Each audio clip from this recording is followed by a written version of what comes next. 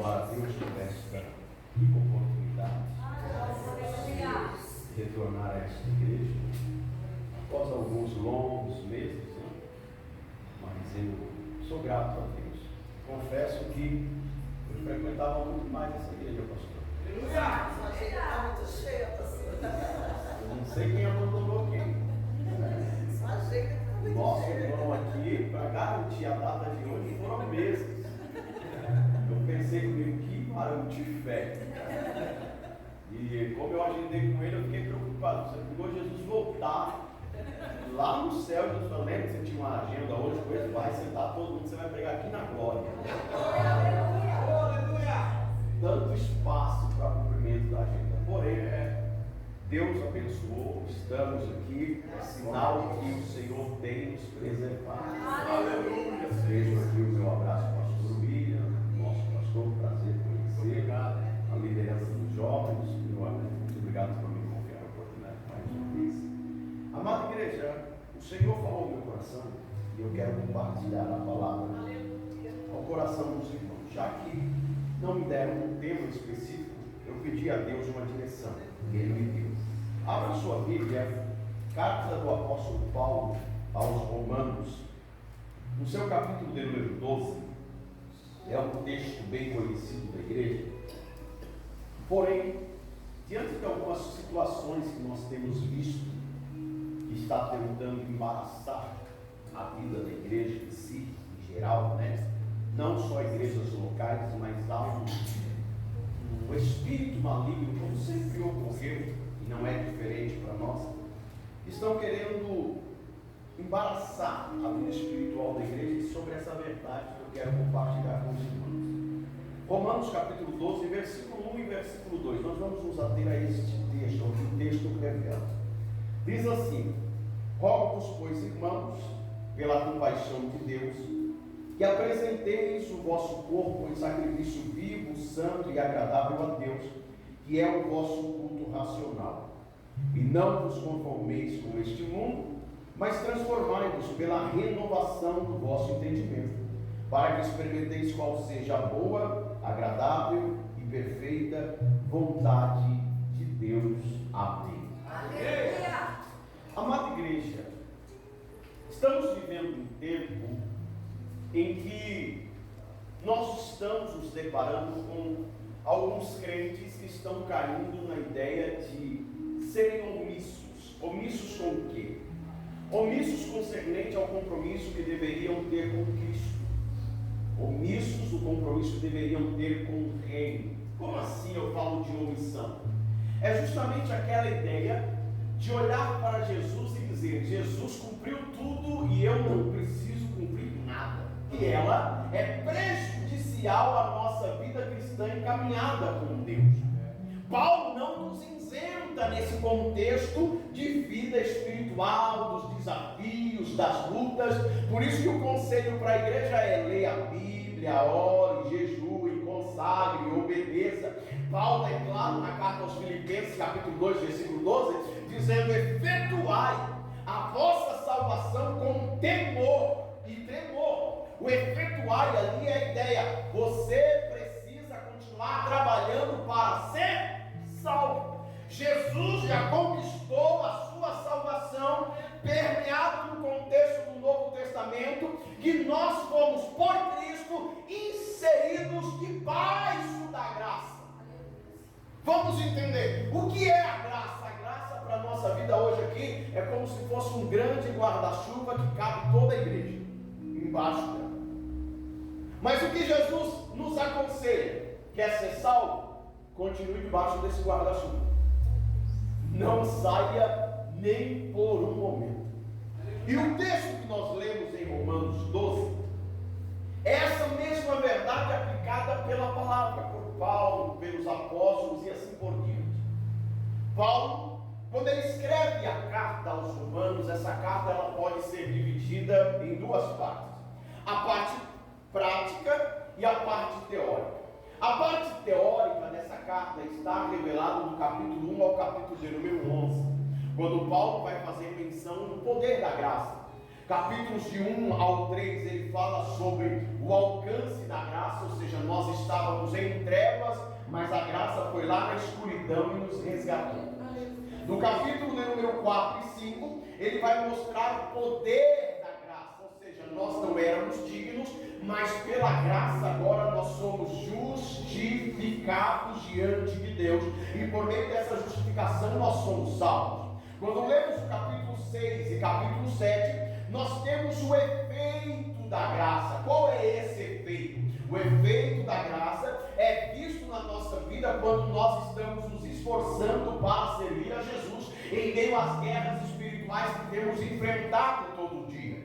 Também nós vamos mencionar a respeito do poder da graça revelado no capítulo 8. Que poder é esse? Paulo aconselha dizendo: portanto agora nenhuma condenação há para os que estão em Cristo Jesus, que não andam segundo a carne, mas segundo o Espírito. E aí ele começa a falar sobre inclinar para a carne, inclinar para o Espírito, inclinar para a carne, inclinar para o Espírito, e mostra a recompensa dizendo: se o Espírito está em vocês, com certeza vocês estarão se inclinando para a vontade do Espírito. E o poder da graça é atuante como? Mesmo em meio a essa guerra espiritual, a esse conflito que nós enfrentamos todo dia, há a garantia de vitória para quem decide ser espiritual. Romanos 8,18 diz assim: para mim tenho por certo que as aflições desse tempo presente não são para comparar com a glória que em nós há de ser revelada. Então o texto está dizendo à igreja do Senhor que em meio a esses conflitos, a essas guerras, descansa o teu coração, porque é uma glória extraordinária que aguardamos também.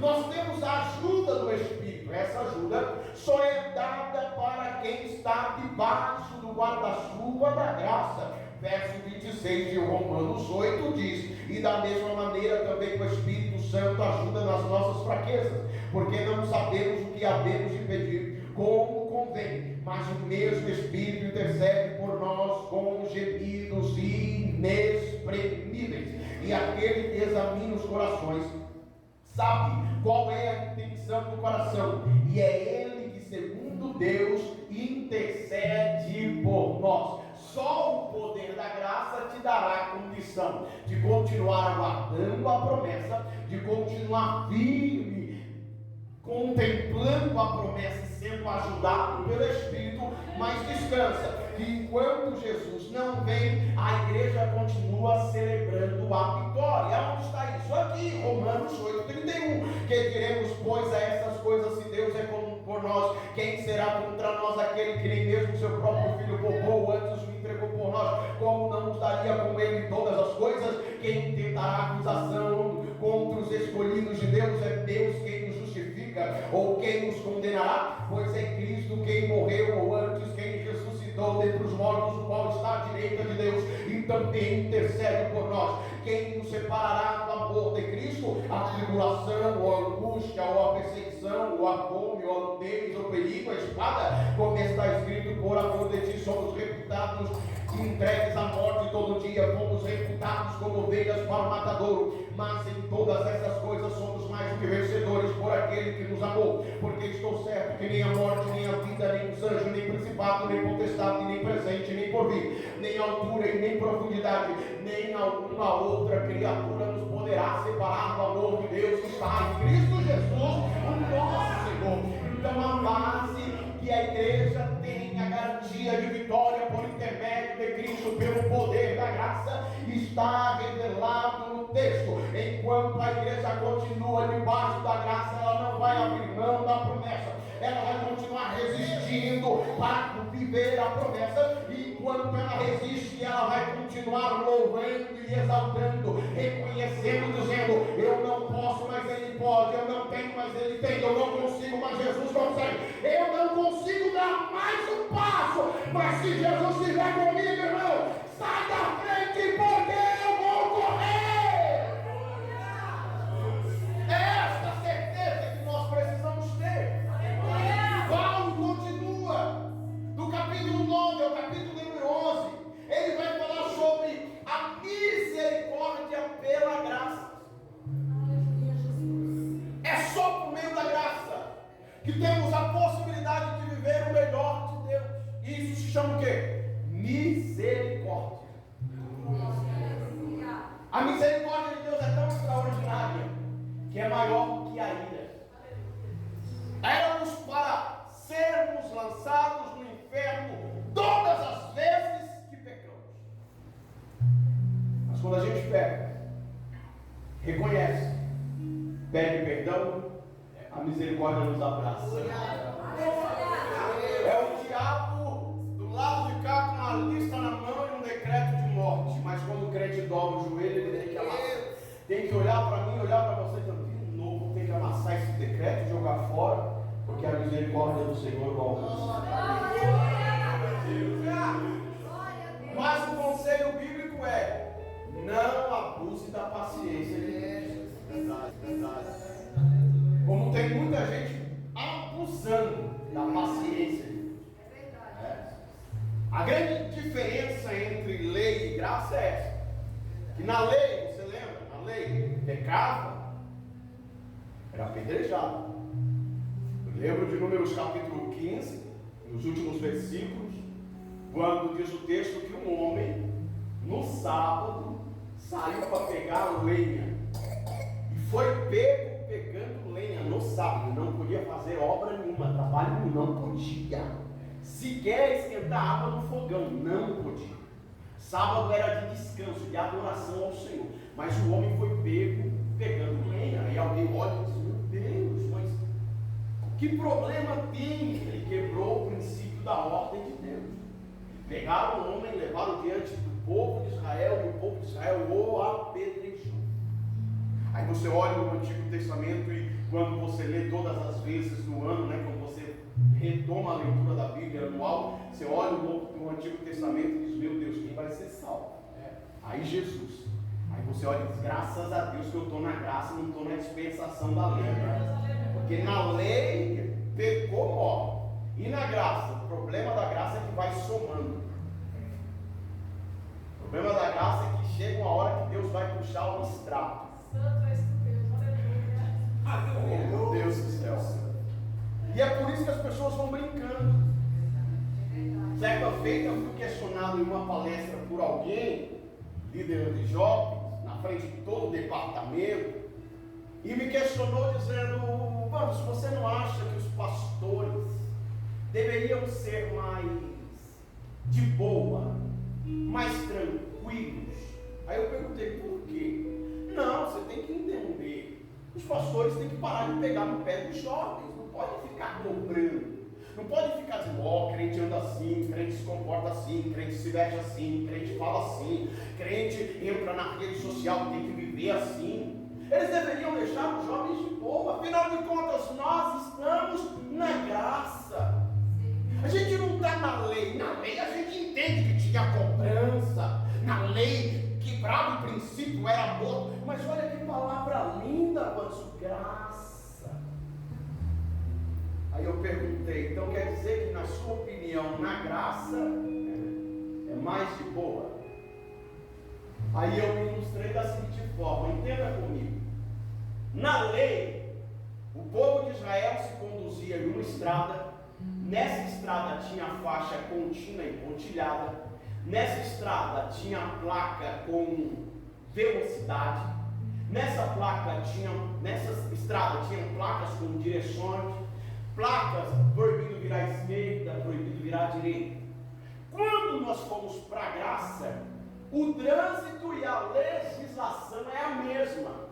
Só que o diferente da graça para a lei é que na graça tem placa 60 km por hora.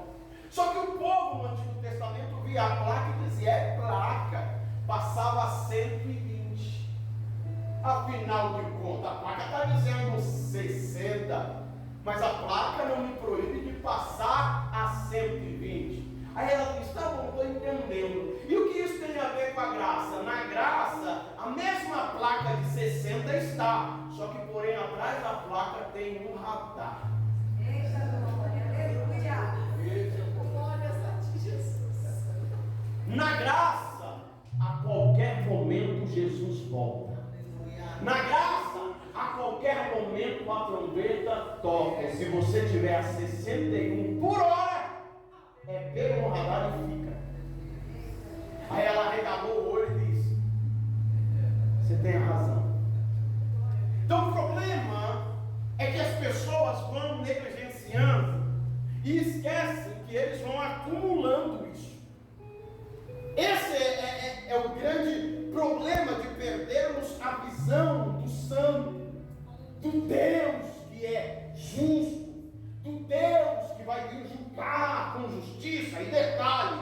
arrebatamento dele começa por aqui.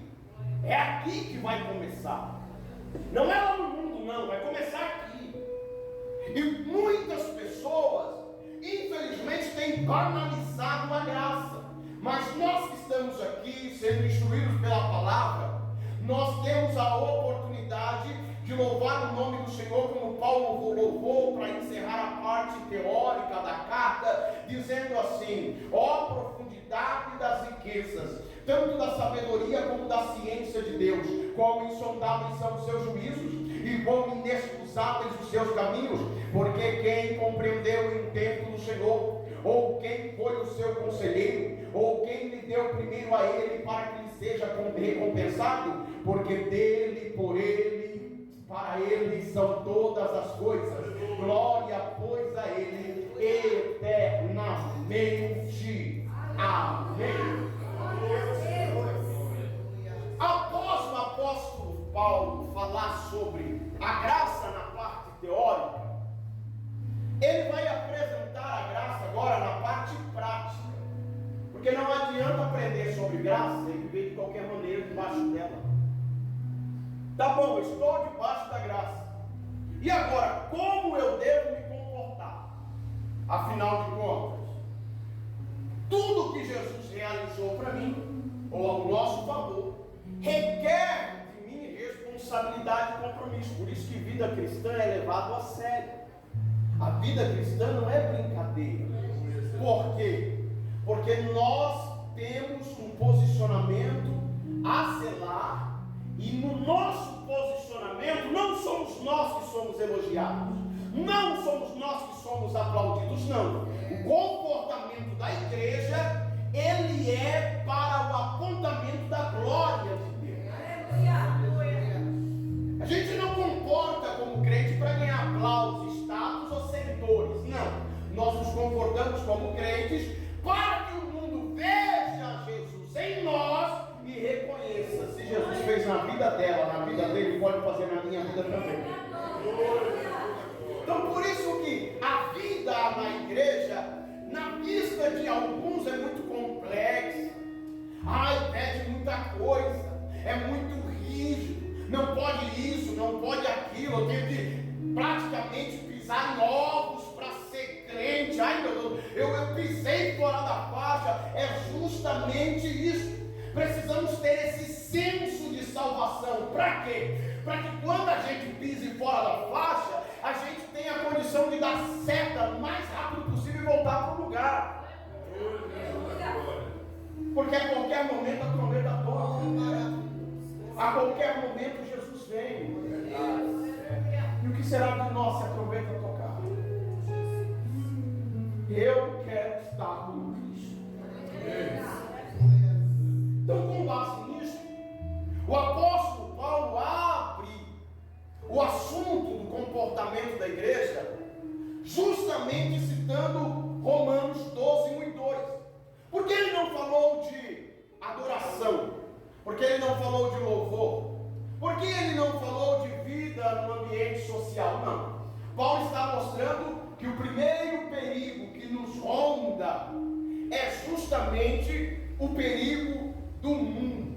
Aí ele diz: rogo-vos, pois, irmãos, pela compaixão de Deus, que apresenteis o vosso corpo em sacrifício vivo, santo e agradável a Deus, que é o vosso culto racional. Se quisermos permanecer debaixo da graça, precisamos ser um sacrifício vivo. Você vai lembrar dessa temática de sacrifício vivo. Esse princípio é apontado desde o Antigo Testamento, principalmente em Levítico, capítulo de número 1 ao capítulo 6, quando Deus narra todo o livro de Levítico para Moisés, e esse livro deveria ser entregue na mão dos sacerdotes, porque nesse livro continha todos os aspectos concernentes à adoração de Israel, ou seja, como deveriam ser apresentados os sacrifícios, como deveria ser tratado quem pecasse em algum grau, alguma consequência receberia. Então ele tinha como base orientar os sacerdotes que seriam responsáveis pela vida do povo, pela vida de culto. E quando você lê capítulo 1 ao capítulo 6, vai apresentar 5 sacrifícios. Os 5 principais sacrifícios que Israel sempre apresentava perante Deus sacrifício do holocausto, sacrifício pelo pecado, sacrifício pela culpa, oferta de manjares e sacrifício passivo.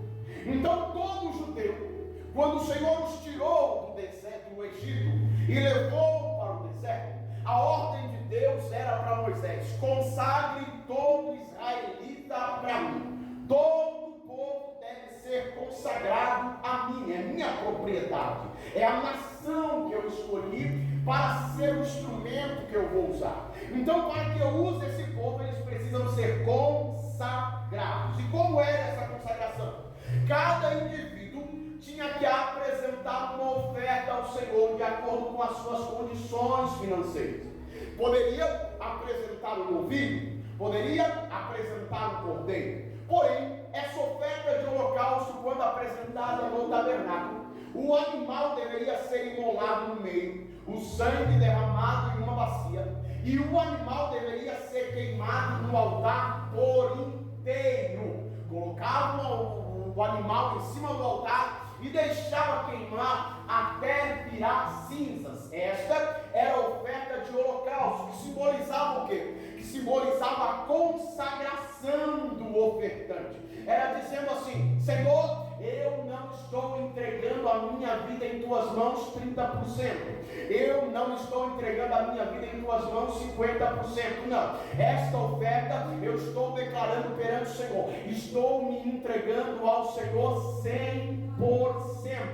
Já que eu não posso me colocar sobre o altar, esse animal inocente morre no meu lugar. Ele a oferta e eu sou o consagrado. Porém, havia outras ofertas. A oferta pela culpa, quando alguém pecava, levava um cordeiro, tá ok? Levava um cordeiro. E a oferta pela culpa, o cordeiro era cortado no meio. Metade do cordeiro ia para o altar e a outra metade era dado à família do sacerdote. Tinha a oferta pela culpa, ou seja, quando alguém se sentia culpado, a consciência pesava, dizendo assim: eu falei mal da irmã no Face, ai meu Deus, será que eu feri? Será que eu machuquei ela? Aí a consciência ficava pesada, a pessoa pegava o cordeiro, corria lá para o tabernáculo e dizia para o sacerdote: estou com a consciência pesada, mas antes que Deus venha com juízo, eu trouxe oferta. O animal era imolado no meio, metade era oferecido em sacrifício, a outra metade era entregue ao sacerdote que recebeu a oferta. Tínhamos também a oferta de manjares, que era a pessoa quando colhia, um exemplo, colheu 100 quilos de milho, pegava 10 quilos daquele milho e levava ao sacerdote. Chegando lá, ele apresentava essa oferta de manjares ou oferta de grãos. O sacerdote enfiaria a mão dentro do saco de milho, pegaria um punhado e lançaria sobre o altar. O restante que sobrava era para a manutenção do sacerdote. Era o que nós chamamos hoje dos nossos 10%. O dízimo era um ato de gratidão. Porém, havia uma quinta oferta, que era a oferta pacífica. Na oferta pacífica era diferente. Trazia-se um cordeiro, e eu imagino o sacerdote perguntando para o rapaz, dizendo assim: e aí, qual é essa oferta? Você pecou? Aí ele dizia: não. Está com a consciência pesada? Não. Veio consagrar algum filho novo que nasceu lá na tua casa? E ele dizia: não. Então por que o cordeiro? Aí o ofertante dizia assim: é que eu estou em tão paz com Deus, eu estou assim com Deus, eu estou sentindo tanto a graça de Deus, e eu resolvi sair de casa e vir aqui adorar ao Senhor, porque eu estou em paz com Deus. O interessante é que na oferta pacífica, o animal era imolado no meio, metade era colocado no sacrifício, o fogo consumia, e a outra metade era para fazer o churrasco. Entre quem? Entre o sacerdote e o ofertante. Era a única oferta que o ofertante sentava perto do altar, do lado do sacerdote, e ia comendo churrasco. É por isso que crente gosta de churrasco.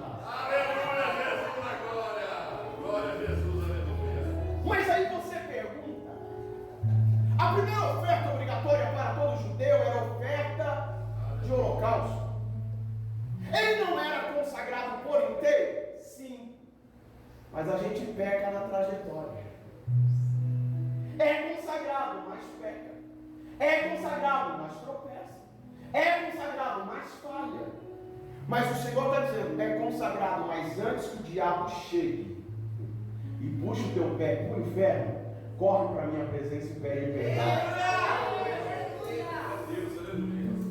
Aí você se depara com o contexto e diz, essa situação era boa para os pobres. Porque dentro do contexto, quem era pobre não tinha muita aquisição financeira. O pobre não oferecia novilho, nem cordeiro, nem bode. O pobre tinha que oferecer pombinhas ou rolinhas. Aí alguém olha e diz, então era bem melhor para o pobre pedir perdão do que para os mais ricos. Vai procurar pombinha no deserto. Né? Vai pegar a rolinha no deserto. Então é o texto mostrando. E o interessante, que todas as vezes que alguém levava a oferta, um novilho, ou um cordeiro, ou um bode, tá? Muitas vezes a pessoa olha, meu Deus, eu ofertar bode, o bode é símbolo do capiroto. Não, bode era a oferta que Deus recebia também. É que a geração do mundão aí foi banalizando as imagens, a gente acha que bode é do mal, mas bode o Senhor recebia como oferta. Tinha a questão até do bode emissário, que o sacerdote colocava a mão na cabeça dele, orava na cabeça do bode e alguém levava o bode lá para uma área deserta, dizendo assim, olha, o pecado foi levado embora do nosso meio. Então era toda essa questão. Mas o mais interessante é que em todas as ofertas, eu não podia comprar uma ovelha do vizinho do lado. Eu não podia pegar a ovelha do rebanho do meu pai e levar para o sacrifício, não. Eu tinha que pegar uma ovelha do meu rebanho.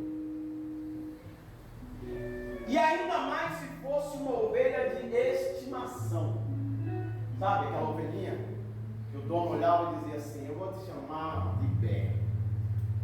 É muito linda. Por que Deus pedia isso?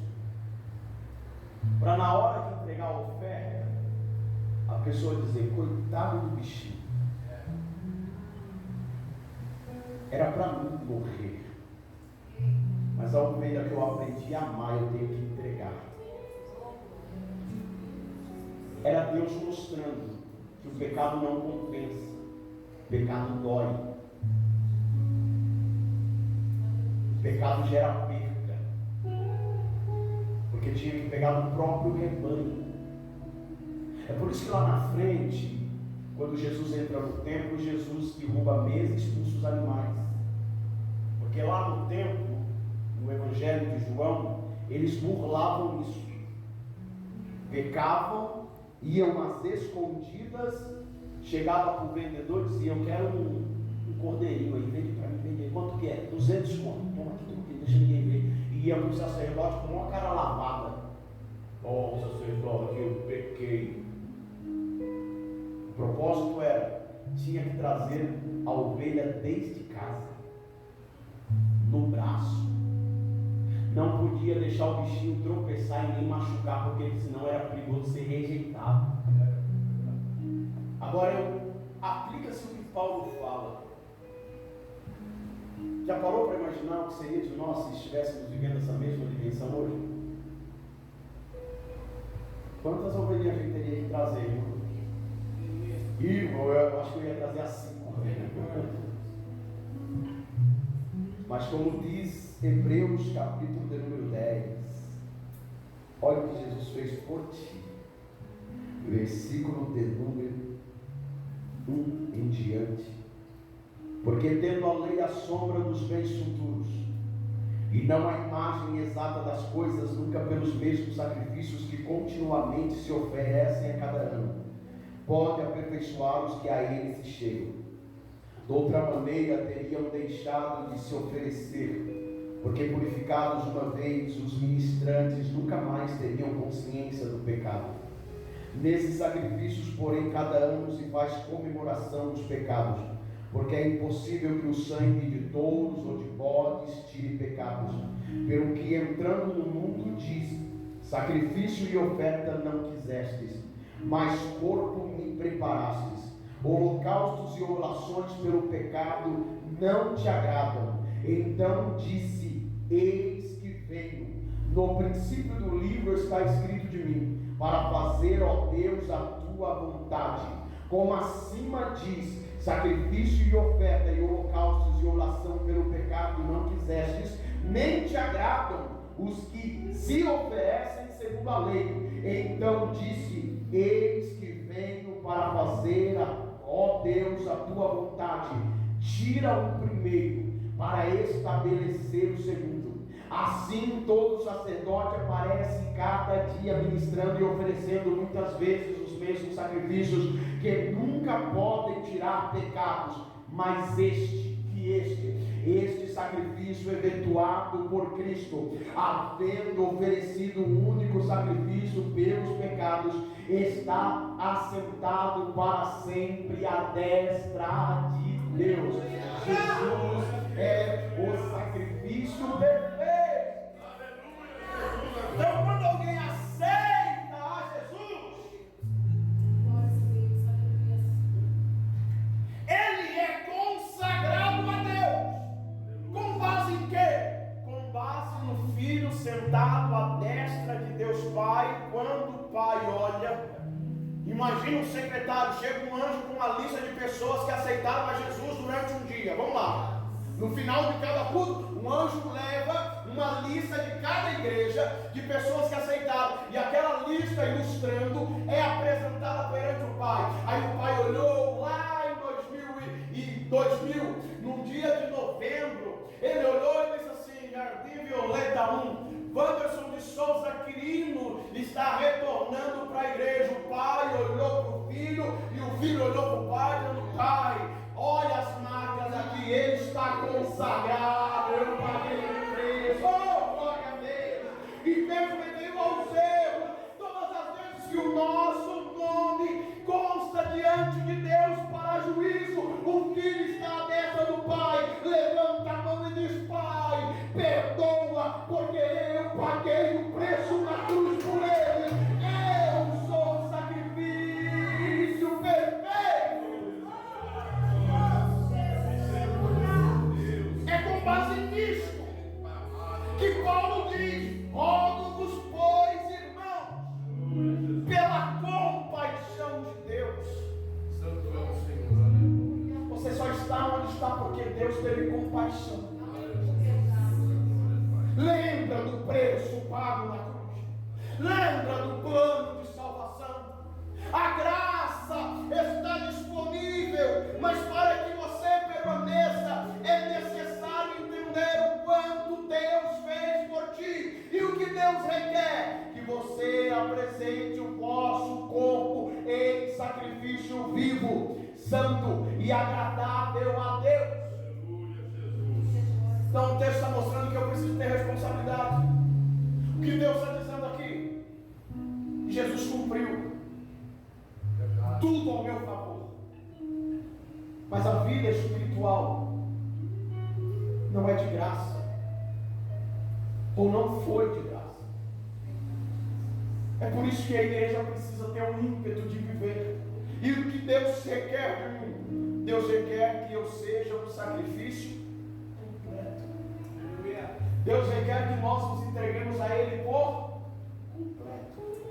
É difícil? É. É luta? É. Temos tantos desejos, sonhos, projetos, e eu me preocupo quando sonhos e projetos Deus não está presente neles. Se nós somos consagrados, Deus deve estar presente em todos os nossos projetos. A gente combina a viagem com a família, mas esquece primeiro de dizer: Deus, eu só viajo para Minas se o Senhor for conosco. Verdade. A gente se envolve em tantas coisas, mas muitas vezes a gente esquece de envolver Deus nelas.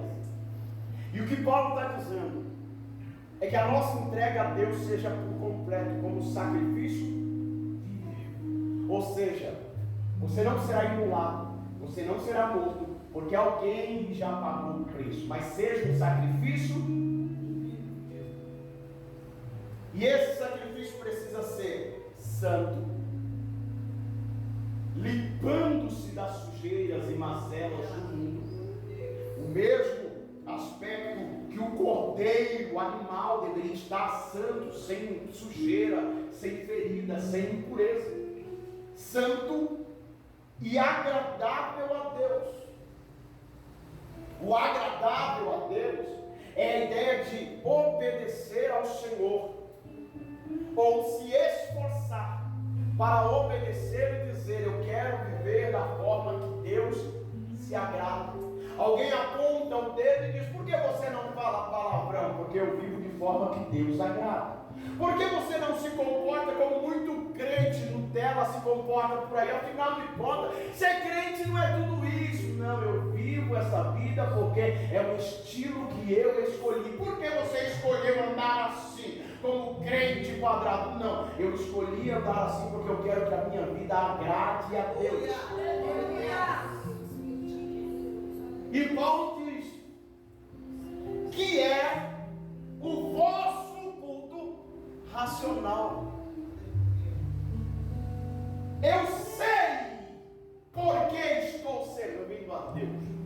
Não é culto irracional.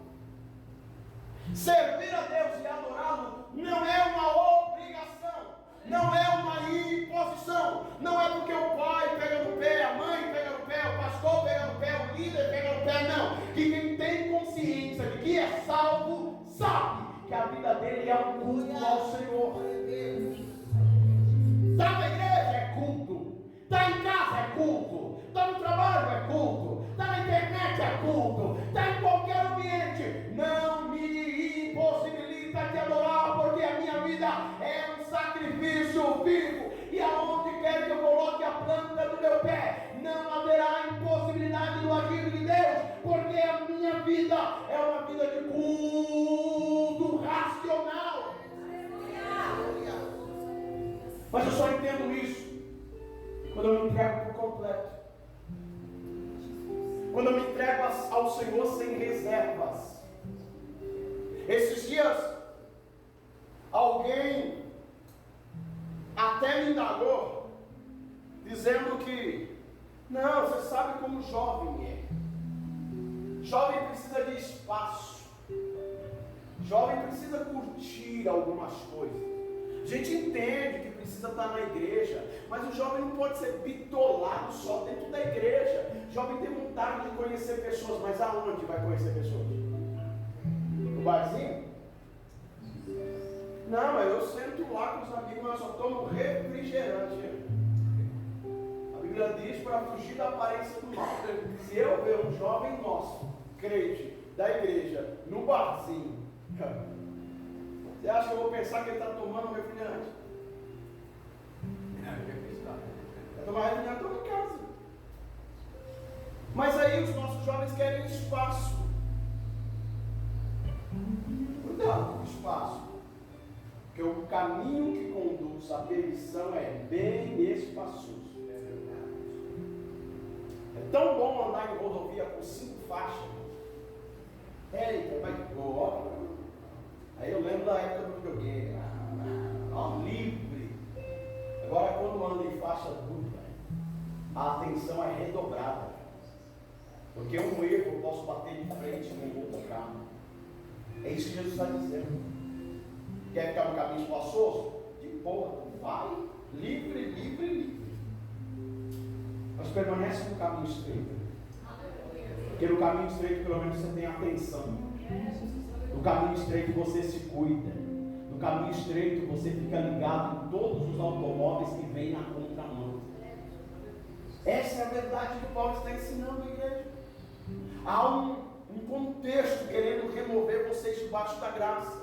Mas o conselho é: lembra da compaixão, lembra do sacrifício que Cristo fez e te deu condição de ser um sacrifício vivo, santo e agradável a Deus, que é o vosso culto racional. Aonde você estiver, você vai lembrar que tu é crente, tu é instrumento. Então a primeira verdade que nós precisamos aprender aqui é isto: Deus espera que nós sejamos um sacrifício vivo.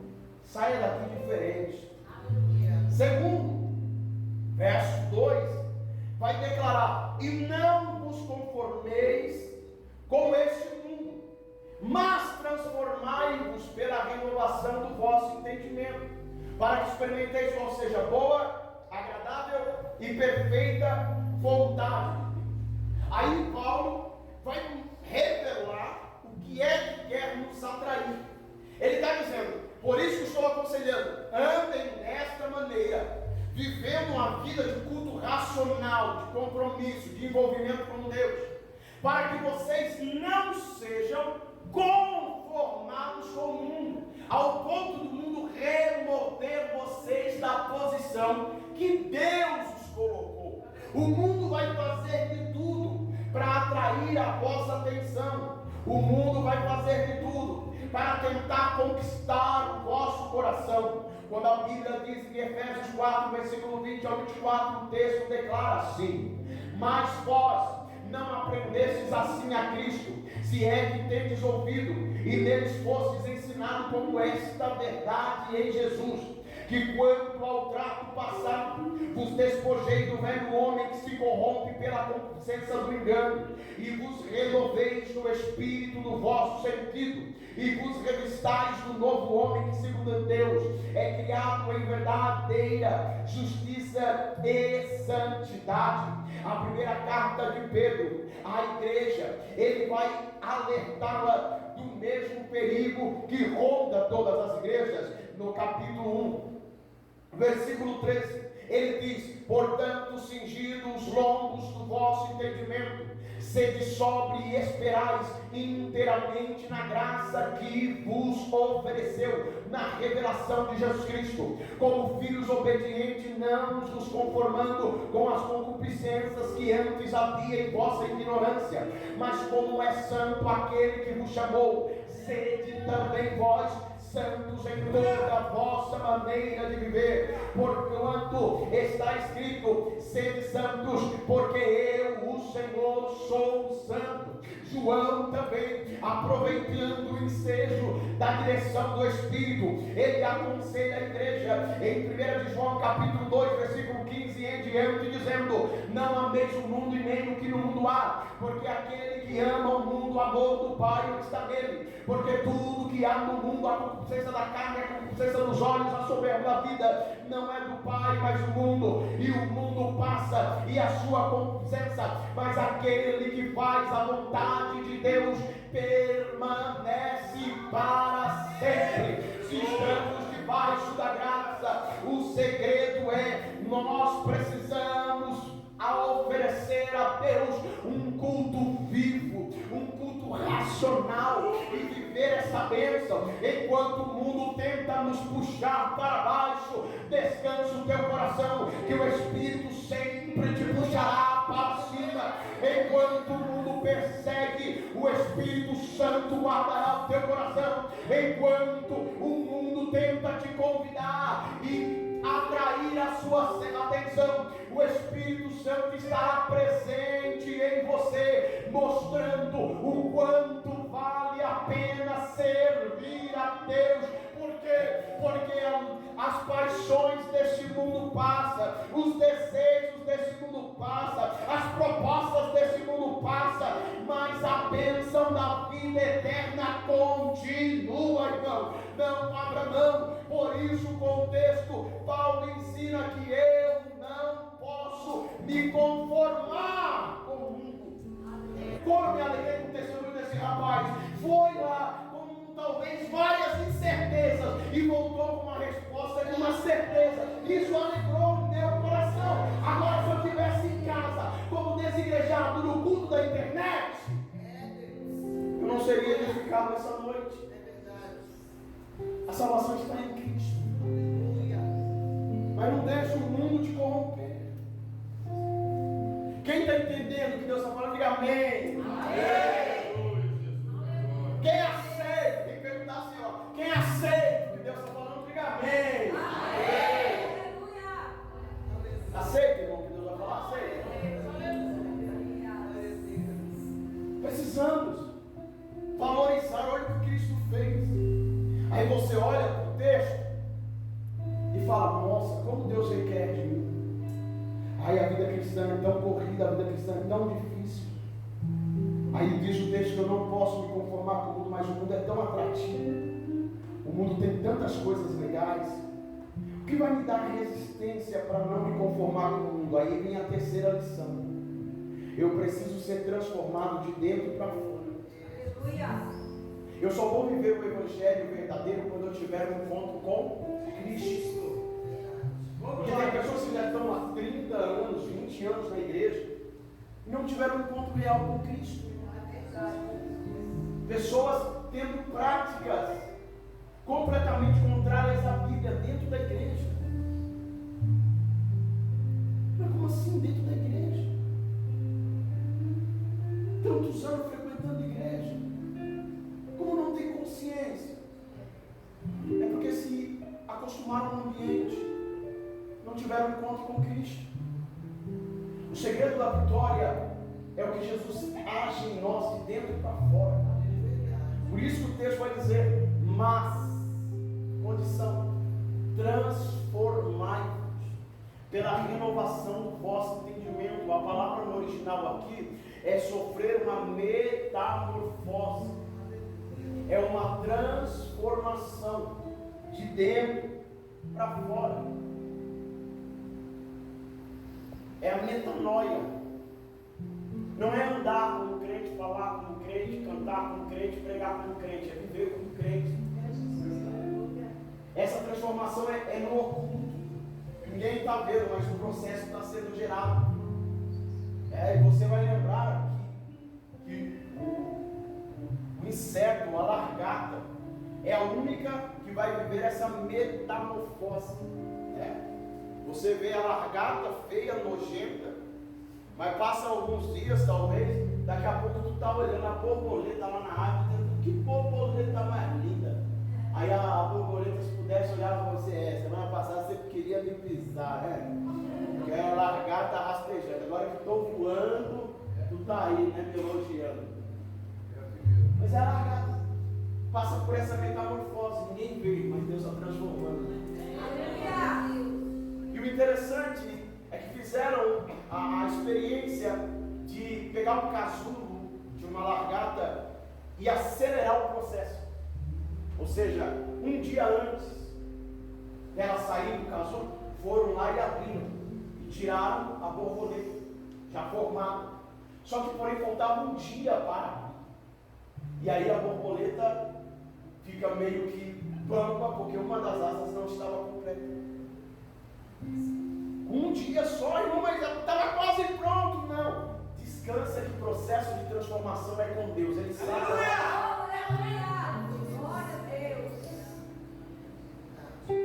Só que a gente não quer ter um encontro com Jesus. Lembra do encontro da mulher samaritana? Primeira palavra de Jesus: vai e chama o teu marido. O encontro com Jesus foi confrontador. Jesus está mostrando para ela: vai e chama o teu marido. Ela disse: chama o teu marido. Ela dissesse bem, porque você já tivesse 5 e está com o sexto não é teu, você está vivendo no engano. O encontro com Cristo confronta. O encontro com Cristo dói. O encontro com Cristo muitas vezes envergonha mesmo. Mas Jesus dizendo assim: fica tranquilo, que o encontro comigo vai te envergonhar hoje. Para quê? Para que você receba a minha revelação amanhã. O Senhor a confrontou no encontro. No mesmo encontro, o Senhor se revelou a ela como Messias. Eu sou o que fala contigo. E o encontro com Cristo foi transformador. Ela foi para buscar água no poço, deixou o cântaro e correu para a cidade dizendo: eu conheci o homem que falou tudo que eu tenho feito. Não poderia esse ser o Cristo? E a cidade inteira foi alcançada pelo Evangelho. Cristo pregou lá. Aleluia, Jesus, agora. É essa transformação que Paulo está dizendo. Mas transformados pelo entendimento, pela renovação do vosso entendimento, para que experimenteis qual seja a boa, agradável e perfeita vontade de Deus. Então a transformação, ela é de dentro para fora, ela no oculto, ninguém vê, mas descansa esperança, porque o processo está em ação. Também é pela renovação. Olha a ação desta renovação do vosso entendimento. É por isso que crente precisa frequentar culto, é por isso que crente precisa ler a Bíblia, é por isso que crente não pode abandonar o estudo, é por isso que crente não pode deixar a escola bíblica dominical, é por isso que crente não pode abandonar o jejum, porque nesse processo da vida espiritual nós somos renovados no nosso entendimento. Quantos já não tiveram o esclarecimento do Senhor em uma oração? Quantos já não sanaram dúvidas com uma leitura da Bíblia? Quantos já não receberam força e nem ao desânimo porque jejuaram e disseram: hoje eu me consagro ao Senhor, e no final do jejum levantou como um leão, irmão, ninguém parou ele, ninguém vai conseguir deter ele. É esta renovação que Paulo está dizendo aqui. Entenda, igreja, que o processo espiritual é de dentro para fora. E quem faz? O Espírito Santo. A ação é dele, o poder é dele. E eu encerro. O propósito é tudo isso. Eu preciso reconhecer que somos sacrifício vivo diante de Deus, em apresentar a Ele o meu culto racional. Eu não posso me conformar com o mundo, e o que vai me dar garantia de resistência diante do que o mundo me oferece é a transformação espiritual que Deus traz para a minha vida todos os dias, renovando o meu entendimento. E qual o resultado que viverei? Para que você experimente qual seja a boa, agradável e perfeita vontade de Deus. É Deus declarando: ande desta forma, e todas as bênçãos da graça vão te alcançar. Você estará envolvido pela minha boa, perfeita e agradável vontade. É nesse nível que o diabo não quer que a gente chegue. Talvez, se você não entendeu o contexto, eu vou ser mais simples para você. Quer viver o que Deus tenha de melhor para a tua vida? Quem quer diga amém? Amém. Então, contrário ao texto, quer viver o que Deus tem de melhor? Deixe o Espírito transformar você de dentro para fora. Ele fazendo isso, o mundo não vai te conquistar, porque você vai andar como um sacrifício vivo diante de Deus, porque o que Deus realizou vale a pena. Aleluia. Glória a Deus. Feche os teus olhos.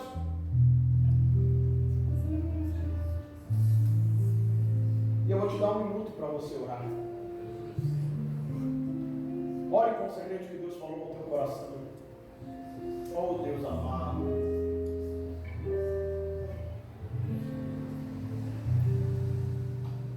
sustenta-nos com tua graça, Senhor. Aleluia.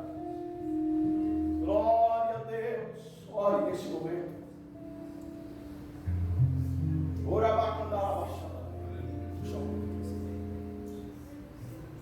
Espírito Santo, meu Consolador. Espírito Santo, sabe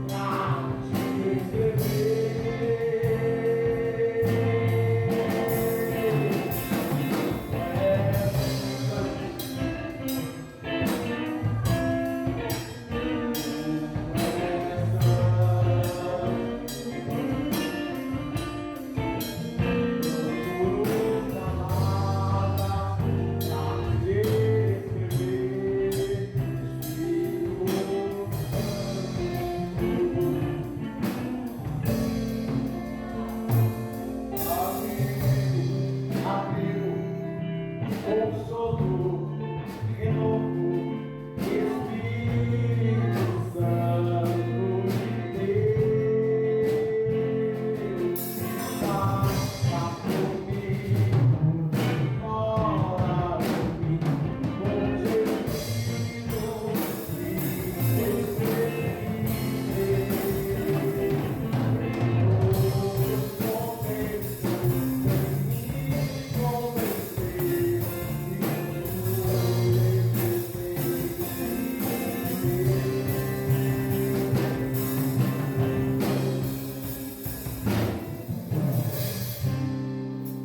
Obrigado, Jesus. Obrigado pela tua misericórdia. Obrigado pela tua graça. Que você seja abençoado pelo poder do Espírito Santo, em nome de Jesus.